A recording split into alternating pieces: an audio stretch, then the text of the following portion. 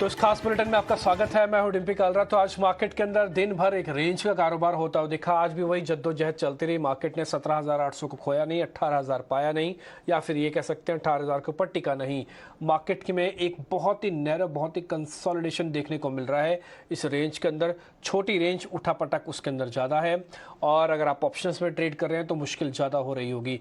खैर, फिर भी एडवांस डिक्लाइन अगर आप अपनी स्क्रीन पर देख पा रहे होंगे तो आज एडवांसेस 1200 थे, लेकिन बाजार के बंद होते होते डिक्लाइंस 1200 हो गए।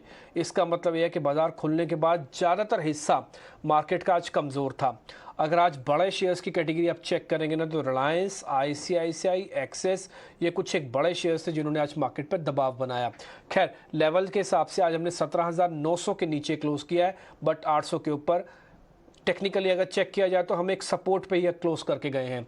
दूसरा, बैंक निफ्टी में प्रॉब्लम थोड़ी ज़्यादा देखने को मिल रही है। सुबह हमने 42,500 पा लिया था, लेकिन क्लोज होते होते 200 पॉइंट की गिरावट के साथ 42,000 के ऊपर और 42,500 के जस्ट नीचे जाके बंद हुआ है।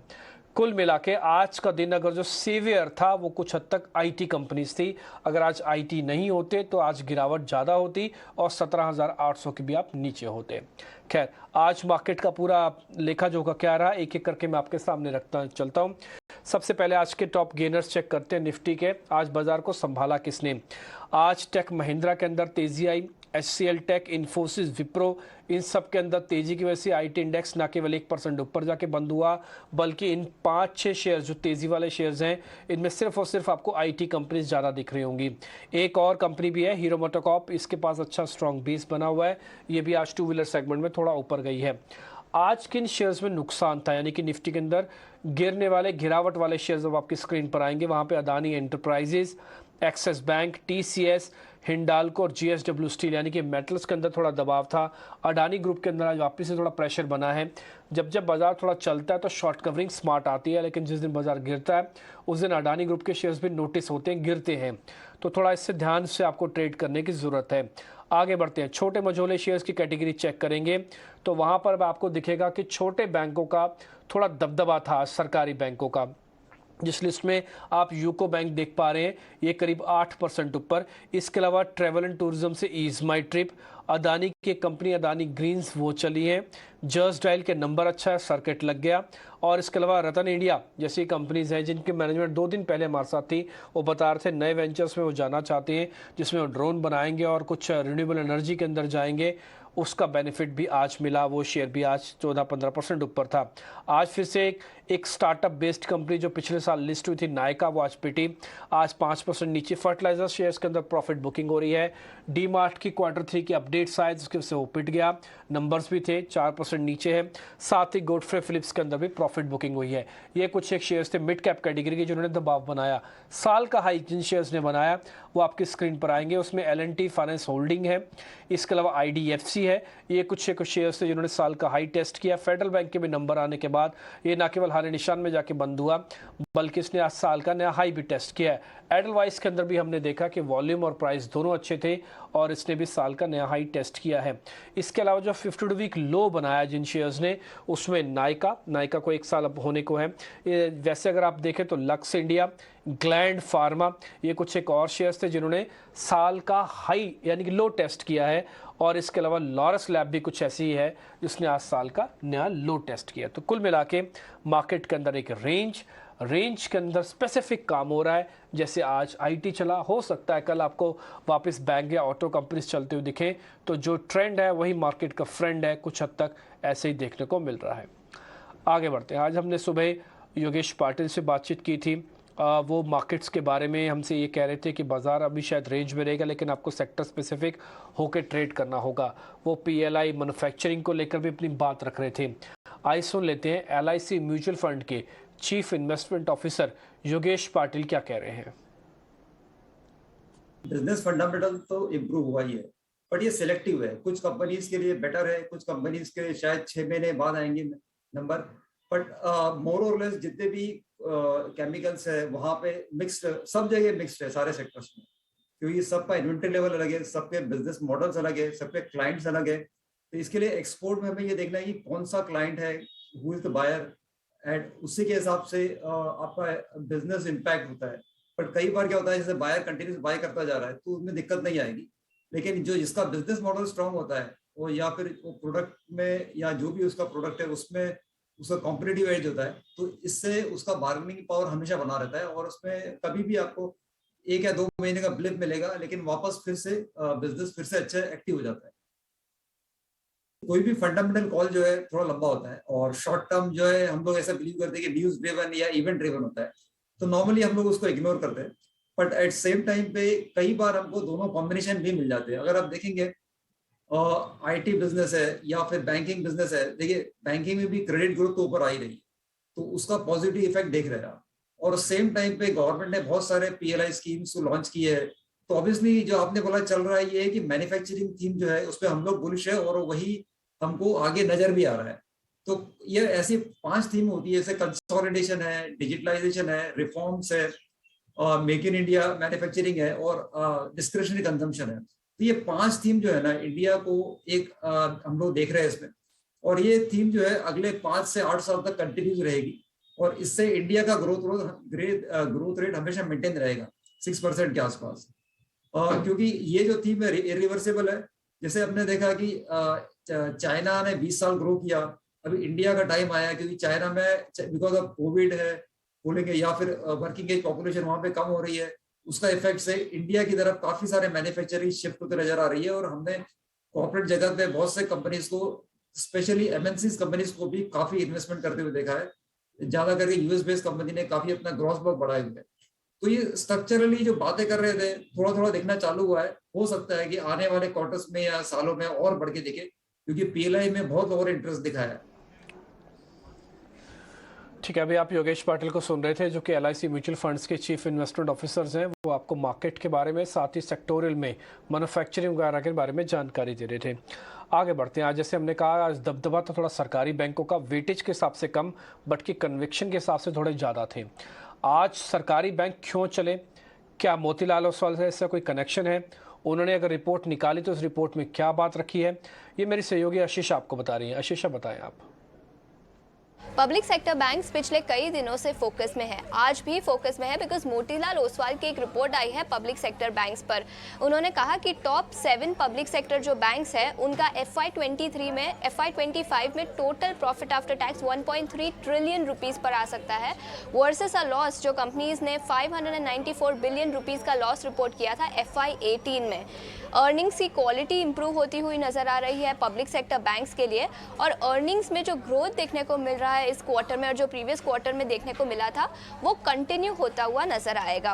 उन्होंने मार्जिन्स की भी बात की है, जहां मार्जिन्स एक इंप्रूविंग ट्रेंड पर है, और उनका मानना है कि मार्जिन्स अगले कई क्वार्टर्स में भी अच्छे नजर आएंगे। वैल्यूएशंस की बात करें तो पब्लिक सेक्टर बैंक हमेशा से इनएक्सपेंसिव रहे हैं, और रीसेंट अपमूव के बाद भी वैल्यूएशंस उनका मानना है कि इनएक्सपेंसिव है। कंसिस्टेंट परफॉर्मेंस के चलते इन स्टॉक्स में री रेटिंग देखने को मिल सकता है। और पब्लिक सेक्टर बैंक्स में मोतीलाल ओसवाल के top 3 banks SBI, bank of Baroda और सेंट्रल बैंक हैं। इनफैक्ट उन्होंने सभी पर टारगेट प्राइस भी दी है। SBI पर उन्होंने खरीदारी की राय बरकरार रखी है और टारगेट प्राइस 735 रुपीज़ पर शेयर का दिया है। इसके बाद PNB पर न्यूट्रल रेटिंग है, 60 रुपीज़ का टारगेट है। बैंक ऑफ बड़ौदा जो उनका टॉप पिक है, वहां पर भी उन्होंने खरीदारी की राय बरकरार रखी है और 240 रुपीज़ पर शेयर का टारगेट दिया है। सेंट्रल बैंक, यूनियन बैंक और इंडियन बैंक पर भी खरीदारी की राय बरकरार रखी है। सो इसी मोतीलाल ओसवाल रिपोर्ट के चलते पब्लिक सेक्टर बैंक्स में अट्रैक्शन देखने को मिल रहा है, और उनका मानना है कि वैल्यूएशंस अपमूव के बाद भी इनएक्सपेंसिव है और आगे अर्निंग्स भी सस्टेन कर सकते हैं। ठीक है आशीषा, बहुत शुक्रिया, थैंक यू वेरी मच। ये जो भी आप प्लेट अपनी स्क्रीन पर देख पा रहे थे कि जो बैंक है, बैंक के अंदर उनका वेटेज के हिसाब से ये बताया गया कि टारगेट क्या है, यानी कि इसको आपको बाय करना है। सिर्फ PNB को छोड़ दें तो ज़्यादातर बैंक्स पे अभी भी बड़े टारगेट्स दिए जा रहे हैं। ये मोतीलाल ओसवाल की जो रिपोर्ट आई है, PNB को लेकर उनका टारगेट थोड़ा सा कम है, वो न्यूट्रल रेटिंग भी रखते हैं। खैर आगे बढ़ते हैं, क्योंकि बजट है। बजट से पहले आपको पता ही है कि कुछ एक ऐसी कंपनीज़ के रिगार्डिंग खबर आती है जो सरकार की हिट लिस्ट में होती हैं, जैसे कि रिन्यूएबल एनर्जी को लेकर, सोलर कंपनीज़ को लेकर एक बड़ी राहत दी जा सकती है। ये राहत टैक्स से जुड़ी हुई है। क्या है पूरी खबर, बताने के लिए प्रकाश, मेरे सहयोगी मेरे साथ जुड़ रहे हैं। प्रकाश, जरा बताएं, ये सोलर कंपनीज को कौन सी टैक्स की राहत दी जा रही है?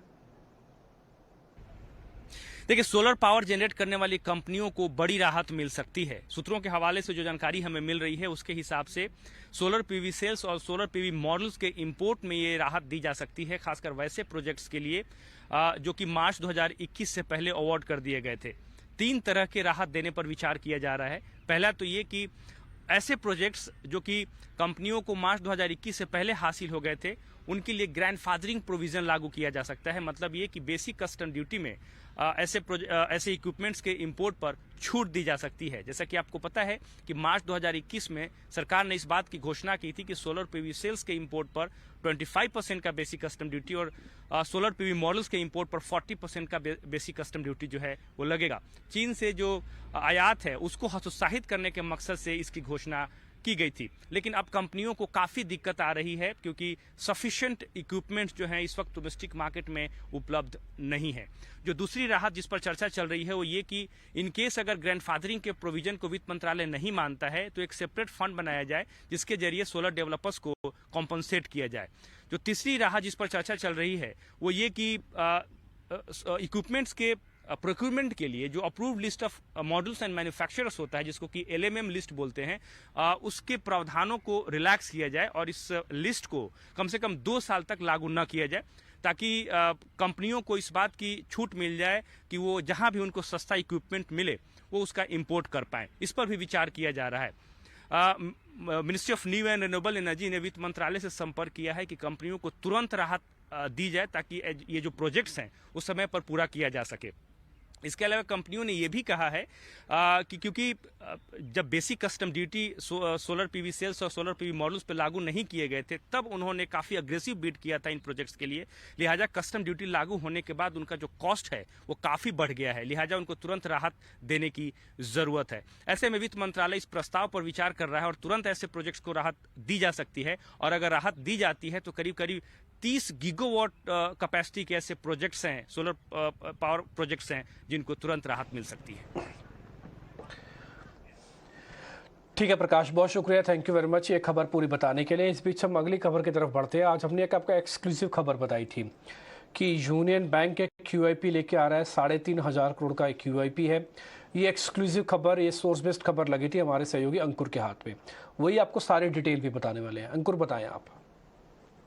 जी हाँ, यूनियन बैंक ऑफ इंडिया बहुत ही जल्द QIP लॉन्च कर सकता है। हमें जो जानकारी मिली है उसके मुताबिक 3 इन्वेस्टमेंट बैंकर्स ऑलरेडी हायर हो चुके हैं और जो रोड शोज हैं वो अगले हफ्ते से शुरू हो जाएंगे। हमें यह भी जानकारी मिली है कि जो साइज होगा QIP का वो करीब 3,500 करोड़ रुपए तक हो सकता है और जो प्राइसिंग होगी वो फरवरी के महीने यानी कि नेक्स्ट मंथ तक डिसाइड हो जाएगी। जो रोड शोज होंगे उससे गेज कर लिया जाएगा कि ये प्राइसिंग किस तरीके की होगी और उसके बाद जो सेबी के नियम हैं और उसके हिसाब से एवरेज प्राइस के हिसाब से QIP की प्राइस तय होगी। साथ ही साथ एक बोर्ड मीटिंग है जो इसी हफ्ते होने वाली है जिसमें रिजल्ट्स यानी कि दिसंबर तिमाही के नतीजों पर चर्चा होनी है। लेकिन हमें जो सूत्र बता रहे हैं वो ये है कि QIP पर भी इसी बोर्ड मीटिंग में चर्चा हो सकती है। तो देखना अब यह होगा कि कितना जल्द बैंक QIP से पैसे जुटा सकता है और साथ ही साथ मंशा यही है कि जो सरकार का करीब 83% का हिस्सा है वो घटकर 75% के आसपास आ जाए, जो कि बैंक की मंशा है कि 5 से 7% जो इक्विटी है वो डाइल्यूट हो जाएगी और साथ ही साथ पब्लिक फ्लोट जो अभी करीब 10% का है, जो काफी कम है बाकी जो बैंक स्टॉक्स के मुकाबले। तो उम्मीद यही है कि QIP के बाद ये फ्लोट भी बढ़ जाएगा।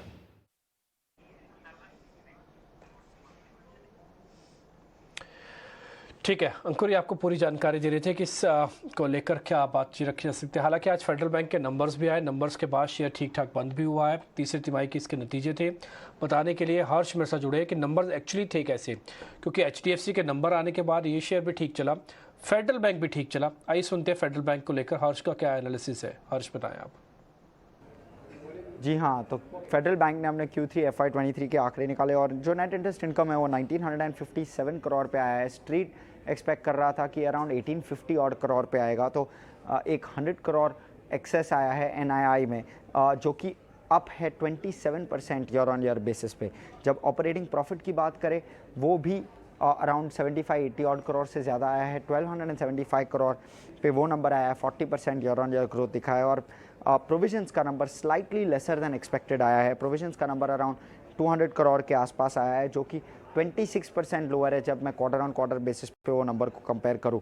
और प्रॉफिट आफ्टर टैक्स उसके वजह से अराउंड स्ट्रीट के एस्टिमेट से 100 करोड़ ज़्यादा आया है। स्ट्रीट पेंसिल कर रहा था 700 करोड़ का पैट, आया है 804 करोड़ का पैट, जो कि एक 55% ग्रोथ है ईयर ऑन ईयर बेसिस पे। GNPAs और NNPAs लार्जली फ्लैट रहे हैं क्वार्टर ऑन क्वार्टर, पर slight quarter on quarter improvement बताया है दोनों ने। GNPAs 0.03% से इम्प्रूव हुए और NNPAs 0.05% से इम्प्रूव होते हुए।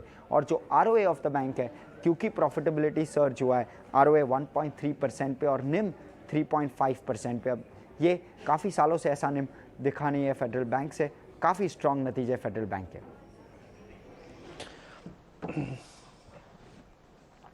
ठीक है हर्ष, बहुत शुक्रिया, थैंक यू वेरी मच ये पूरा बताने के लिए, एनालिसिस की इस बार फेडरल बैंक के नंबर्स कैसे थे और क्यों आज वो चलता हुआ आपको दिख रहा था। आगे बढ़ते हैं। दिसंबर 2022 के अंदर म्यूचुअल फंड्स की डिटेल भी आ चुकी है। इस डिटेल में से ये पता लग जाता है कि किसने शेयर खरीदे हैं, किसने बेचे हैं। तो इसका पूरा लेखा जोखा, इसकी पूरा रिपोर्ट कार्ड एक बना के सौमित मेरे सहयोगी मेरे से जुड़ रहे हैं, वो आपको बताने वाले हैं। सौमित बताएं जरा आप।